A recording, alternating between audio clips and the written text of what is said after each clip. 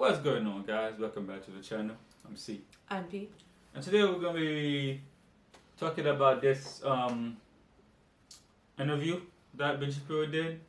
I'm guessing it's people that it's about the Black Lives Matter movement. It's called When Shapiro Smacks Down Black Lives Matter. It has nothing to do with race.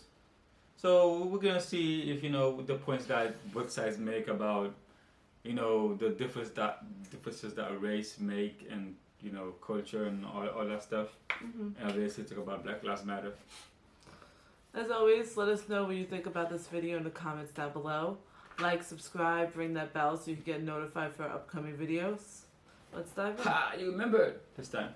See. Alright, let's just begin. We'll see what it. According to Pew Research, the net worth of white families in 2013 was $141,000. Just insert. No, it's California. For black families, it was a worth of white families in 2013 was $141,000. For black families, it was $11,000, even less than the $19,000 it was in 2007. According to economist Edward Wolf of the University of New York, excluding vehicles and other durables, the median black family worth is just $1,700, while 40% of black families have zero or negative wealth. White family worth, in terms of financial worth, is 69 times more than that of black families. Given this disparity, how can you argue that racism is not a driving factor in income inequality? Because it has nothing to do with race and everything to do with culture. And when you have a culture that doesn't, you know what? Explain to me. You explain to me why black kids aren't graduating high school. Explain that one to me.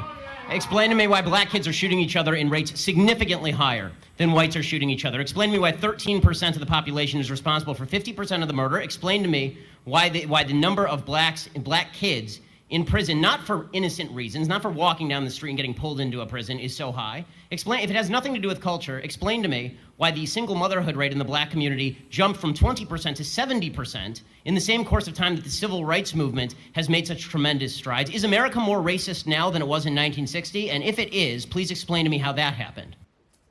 I don't believe that they should disregard, the point like that. I understand that, I guess they think he's racist, so if he brings it to, whatever he says, they're gonna be like, oh, he's racist or whatever. But I believe that you should always think about somebody's point before you disregard it. When the woman was like... Yeah, they both did. They're like, racism again, culture, blah, blah, blah, you're racist. I feel like you should at least think about what the person is saying before you disregard it. Which is why I think he's bringing up all these points and statistics. Yeah, exactly. Because the fact that... To prove that... I'm not saying it because I believe that... because I'm racist or because I believe there is no racists going on. But I'm telling you that it's not the majority of reasons why these things are happening. Yeah, and I believe in the point about how America is less racist now than in the past. I don't believe anyone can, say that's wrong. You know what I mean? And he said that a lot of things have gotten worse for African Americans. Of course, overall it got better because racism and slavery and all that. Yeah. But he said a lot of things have gotten worse because of the culture that he claims. But I mean, we'll talk about that and in the when the video continues. Let's play the video back. So what do I think those riots are? I think they're depravity, I think they're thugs, and I think if you really want to make a difference, Thurgood Marshall, who grew up just 2 blocks from there, did such a thing, who was a contemporary of Martin Luther King. Now I'd like to skip over to Dr. Seacrest. I look at the Baltimore uprisings as more than just riots, right? I hate the idea when you say thugs and riots, right? White people riot as well. When y'all win Super Bowls 2 years in a row, y'all get off the hook. Don't make it seem like it's just Baltimore getting upset. So my 30-second answer is I feel the frustration of what's happening in the community, and I think it's a symptom. The uprisings are a symptom of a pressure that's been unaddressed for too long. So I'm gonna say real quick. Yes, I understand the frustration that African Americans have with with whatever they have with it, Mm-hmm. and I believe they don't know or they don't believe in a way that they will go about change in a positive way. They believe that if you go to the traditional route Mm-hmm. through laws and stuff, if you already believe that the system is racist, Mm-hmm. you believe that's not gonna work.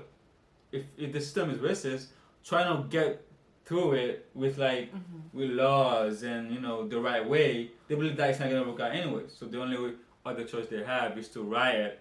But then when you riot, that leaves a bad, connotation on your movement Well, when you riot. also, like, if you go through the right way so many times, that even backfires on you because of the fact that the system isn't perfect. The system has cracks in it and flaws. Like, I know people say, oh, you can't really believe what you watch on those cop shows, but those cop shows are made based off of some true instances and facts that happen in reality. And I was just recently watching an episode on the TV show called SWAT, and this black officer is trying his best to pave the cracks that are in the system to try to make it better, but the cracks are still there. And it doesn't take just one person to fix it. It takes a lot of people. And because of the fact that there's cracks there and people try to do things the right way only to get kicked on their ass for it, stops a lot of people from trying to do things the right way, which makes people do things like rioting and stuff like that because they feel like even if I do it the right way, the odds of it actually making a difference is slim to none. And also believing that the whole system is racist is out to put you down and get you. It's not really gonna make you want to do it the right way. Exactly. And then in fact, when you go and riot, then the people who hated you from the beginning are like, oh, look at them, they're rioting, the thugs. But it makes whatever. it hard for both parties. It makes it hard for the citizens to do things the right way because of the fact that there are certain cracks and certain people in the system that are racist and do things the wrong way. And then it makes it hard for the officers and the politicians that are trying to do things the right way to do things the right way because of these cracks in the system. So each side is like very complicated. Offended by the language of uprising applied to people who are breaking into other black people's stores and looting them. This is a lack of values, and people who are destroying private property, destroying cop cars, in an uprising against what exactly? Against the black police chief, against a mostly minority police force, against the black mayor, against the black president, against the black attorney general, against against a city council that is 9 of 15 are black and all 15 are elected Democrats. What is the uprising against? What is it seeking to achieve? I still don't see what exactly the riots are seeking to achieve. Bottom line is, this is all. It all could be boiled down to just act like a mensch, act like a human being. Honestly, it's not useful to riot, it's not useful to break things, it's not useful to throw rocks at people. And the idea that we're supposed to sort of correlate your level of outrage. I'm going to stick to the 30 seconds on the this last one, sentence. The last sentence. Yeah. The idea that we're supposed to correlate your level of outrage with a certain level of justification. In other words, the more outraged you are and the more angry you are, the more justified you must be, is absolute nonsense. I would say sometimes it does work. You make a point, right? Most of the time it doesn't work, but sometimes it does work. But we would explain why they feel like they need to riot because they don't believe that the other way will get any results. So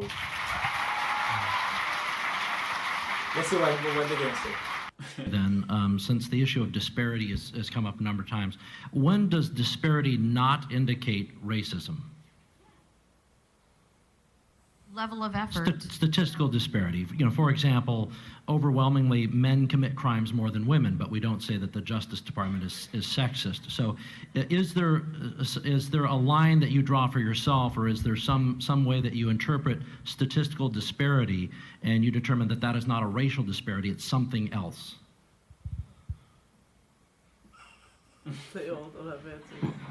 Well, we can return to it. That's okay too. Ben, did you want to? Yes. It's called evidence of racism. When there is no evidence of racism, it's probably not racism. When there is actual evidence of racism, it's probably racism. And the fact that everybody jumps from there's inequality and therefore there is inequity, just because there's inequality does not mean there was inequity. But there has to be racism. But that's facts, though. If you really think about it, that's facts. Because nothing in this world, has equity. You know what I mean? there's equality of opportunity, like generation again, but there's not opportunity of outcome because people put in different efforts. People are good at different things. Just because there are 5 doctors doesn't mean they're all gonna make the same amount of money. Some people are better at negotiating. Or the same decisions. Exactly. Some people are better at some people work more or work less or don't put as much effort. So it's like just because there's like you see that there's a difference between blacks and white doesn't automatically mean it's racism. I think that's the point that Ben is trying to say. But to the black people and the left, if there's inequality between blacks and white, it's automatically racism. But there's more to it than that. That's just.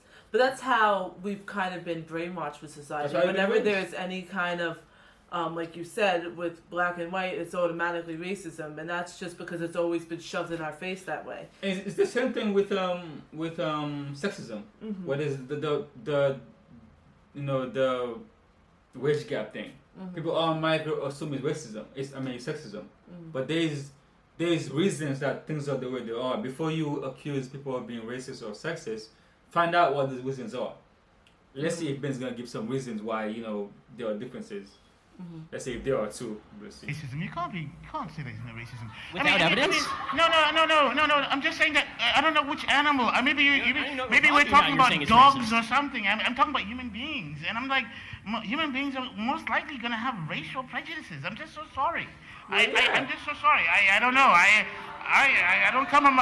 I come from planet Earth. Charles, I want to ask you a question. So your default is that when there is no evidence, racism is the deciding factor. That is no, it's not saying that. I'm just saying that you're going to have sexists, you're going to have racists, you're going to have all this stuff. I'm just saying that. I agree it exists, but the problem that I'm seeing, and this is the problem with the general conversation, is that there's no solution in simply saying there's racism out there. How does that solve anything? I mean, when you talk about there's institutional racism, what does that mean? Show me a law that is racist in intent, and we will agree. Show me a police officer who commits a racist act like we saw in South Carolina, right, where a police officer shot a black man running away and it was obviously unjustified, and I will agree. But you need, the idea that you can craft a narrative based on no racism because it just must be somewhere out there in the ether, that doesn't solve problems for anybody and creates more problems for people because now they grow up in a milieu and an environment where they are told that every obstacle they face is from some shadowy, nameless, faceless group who's out to get them simply because of the color of their skin. They'll never succeed in that environment.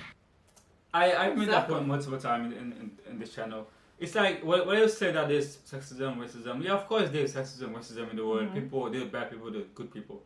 But I think the main difference is they automatically assume that it has to be racism. But Ben is like, if there's no evidence of racism, then you shouldn't automatically jump to that conclusion. It's like innocent until proven guilty thing. But just because somebody says you committed a crime, and that you shouldn't automatically believe them. Yeah. You should find proof that they committed the crime. Then you accuse them of the crime. Then you actually go at justice. That goes on both sides, though. Like, because a lot of time people affiliate racism just with the black community. And I get it. The majority of the time it is with the black community, but it's not so. There's people that are racist towards white. There's people that are racist towards Asians. There's a lot of different factors. And just like Ben says, you can't go based off of that without any proof behind it. You can't go, oh, this cop is a racist because he put this black person behind bars without finding out, did he put him behind bars just because of the color of his skin? Or was this black person doing something shady that nobody knows about and that's the reason why he's behind bars? Exactly.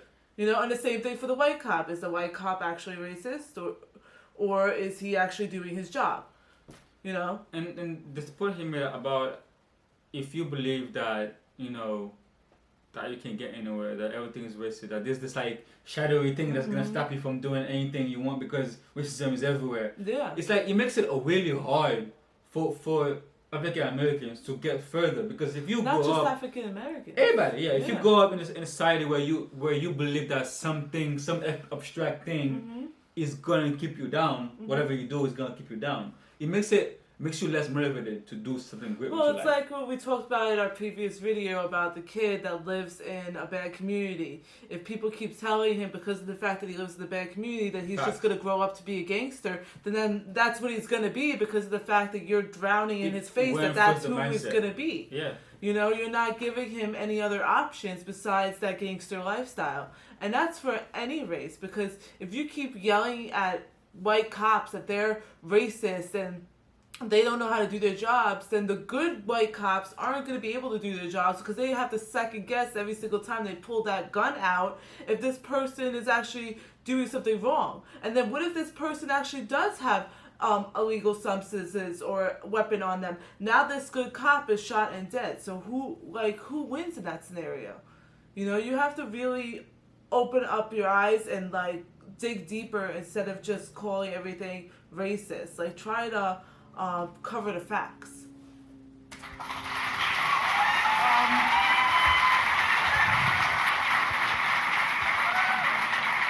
Because of the color of their skin. They'll never succeed in that environment.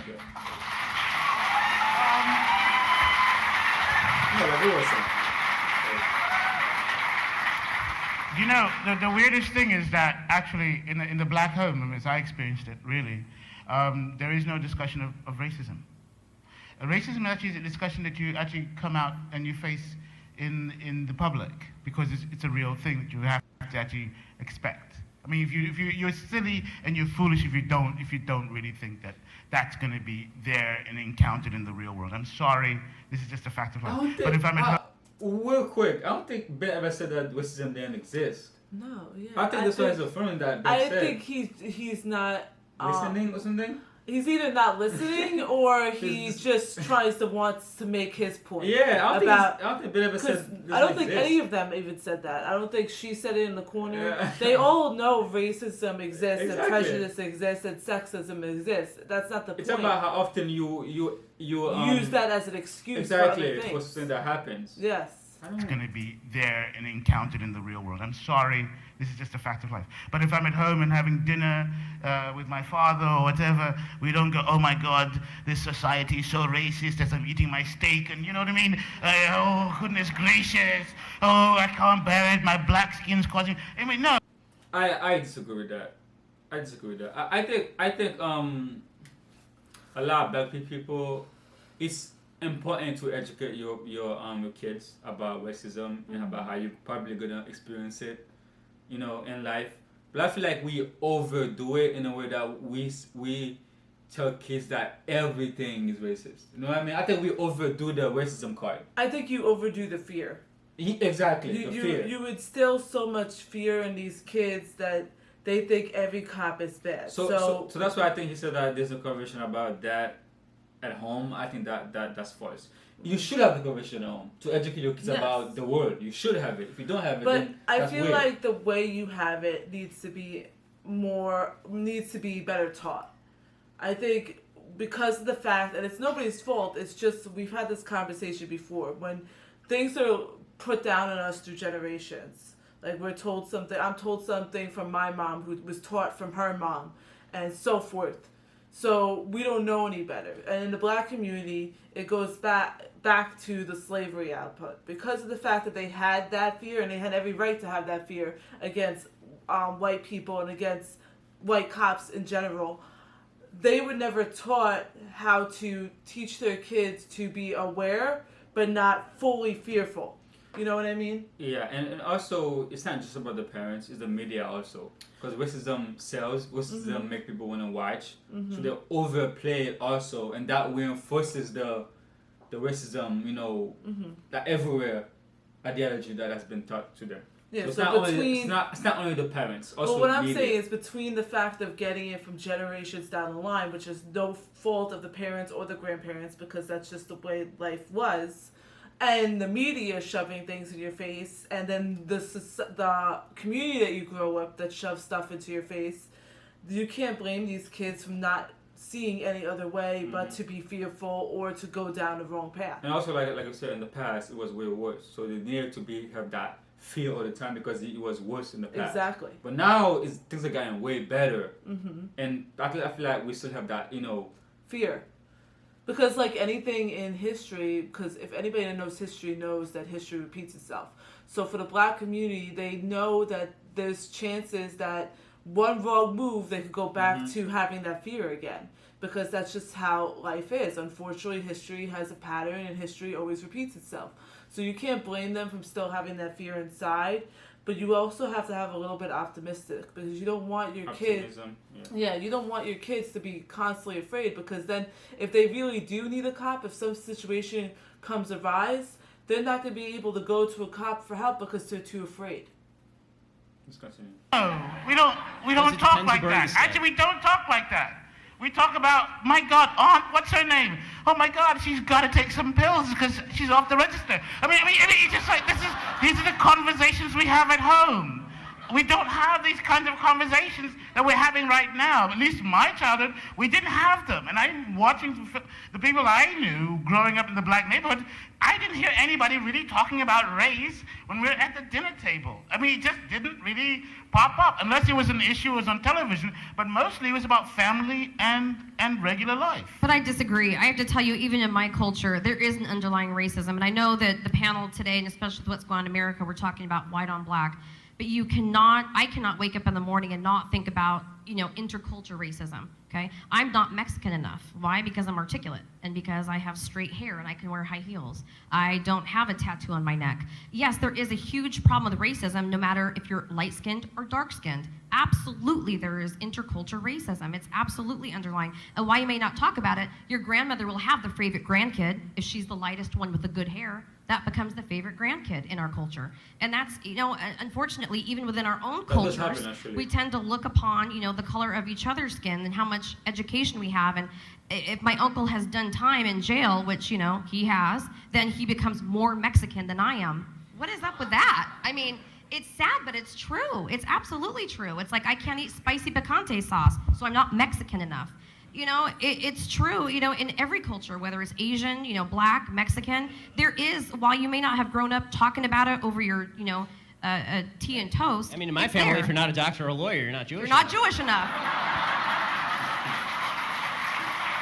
It's true. I think he was trying to make a point, but this point wasn't made, because black people have to talk about race. Mm-hmm. You have to. But even from my friend's experience, there's I've had a friend who grew up in a black family, but he was the lightest skin out of all the black family, so he wasn't black enough. Mm-hmm. You know what I mean? That happens all the time. So like, and it's the same thing in Italian. I don't speak Italian, so I'm not Italian enough. I didn't learn the language, so it happens. It happens. So it's weird that he thinks that it doesn't happen. I don't know. Just because the words aren't actually being said, there's a lot more power in body language and in actions that people do than the words that are being spoken. But even that, I think words are being said all the time. I think he was trying to make a point that wasn't made. Mm-hmm. We'll talk about it. It's true. That part is true. See, even she agrees. This entire time, I've been trying to think about your initial question about disparities. Are they automatically tied to race? And at first, I think all of us were stumped because we were trying to think of the instances. I do agree that they are separate, that they don't necessarily correlate within itself. There are disparities. NAACP, we are the experts inside of the nation of bringing in the racial lens for all of the work. No, they're not necessarily going hand in hand, or they're not necessarily tied to each other.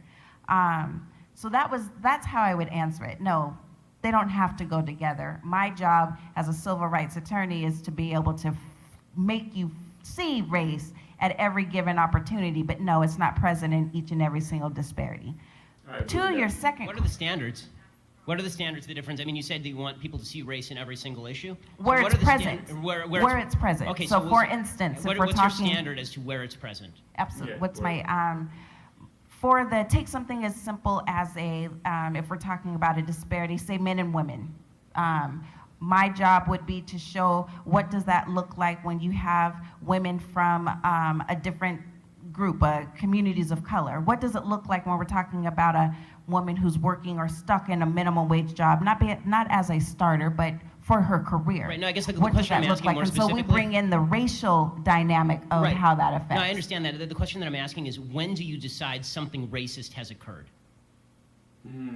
Racist? Yes. When can you decide that an act of racism has occurred? Because if you have just a statistical disparity, has an act of racism automatically occurred? That was David's basic question, I think. Right. There's obviously there might be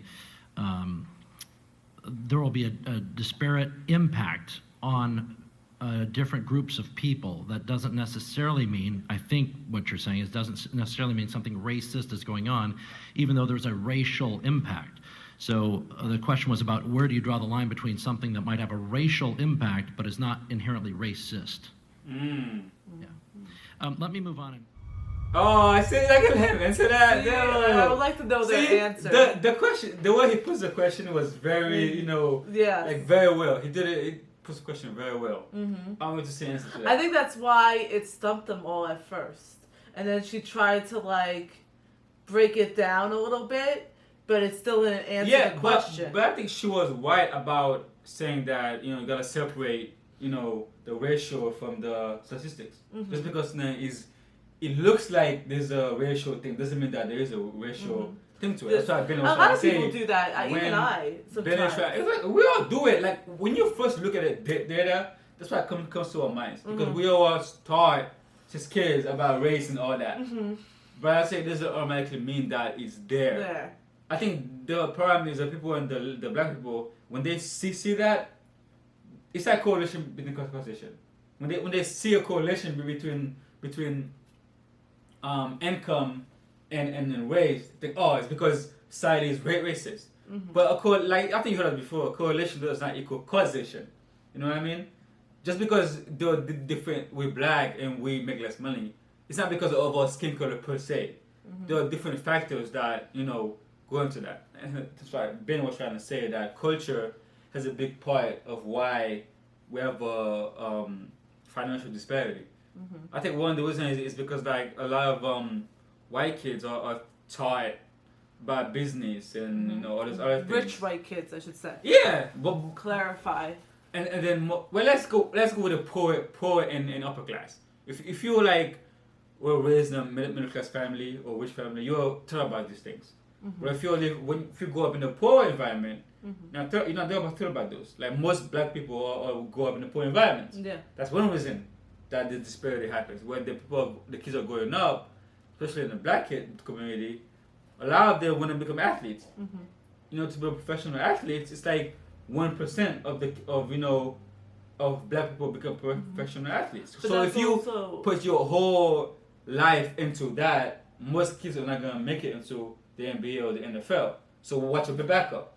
They have no backup. But that's also society pressure too, because society instills that black people can only be athletes or dogs. So that's all part of that. So between growing up in a poor community, being taught that you can either be an athlete or a dog, there's not that many chances for you to or a rapper. Or athlete, a rapper, yeah. You know what I mean? And you have these rappers that are saying, that are glamorizing their life. But not the kids not knowing that the life the rappers live is not really that good way. Exactly. It's not really what they live. It's that's what sells. It's business. When you sign to a label, it's business. It's what gets the most listens. It's the same thing with being an athlete. Everything. As the saying goes, the grass isn't always greener on the other side. So I think like he was I don't think he really made the point all the way, but it's like culture has a big part to do with it. Where people like black people are not taught. When you live in the ghetto, you're not taught about the different avenues you can take in life to improve your life. You talked about you join a gang, you this, you that, and also a lot of the kids don't have an option but to join gangs, right? Understand that. That's what I'm saying. They're not taught the different avenues they can take, or shown the options that they actually do have. Exactly. They think they don't have the options, but they actually have more options than they realize. But because there's nobody there showing them or leading them the right way, it's hard for them to see those options. Yeah, so basically the point was to, don't always assume that it's racism or sexism or whatever. Figure out what the underlying issues are. And don't get in a mindset where you know, you automatically think something is, you know, how do I say this? Yeah, but I said that already. It's like we get in the mindset where we have like a tunnel vision, where we don't analyze the different aspects of things. Because it's easier to just say racism system, Or sexism, and analyze it and figure out what's really going on. So yeah, guys, that's all I gotta say. Like,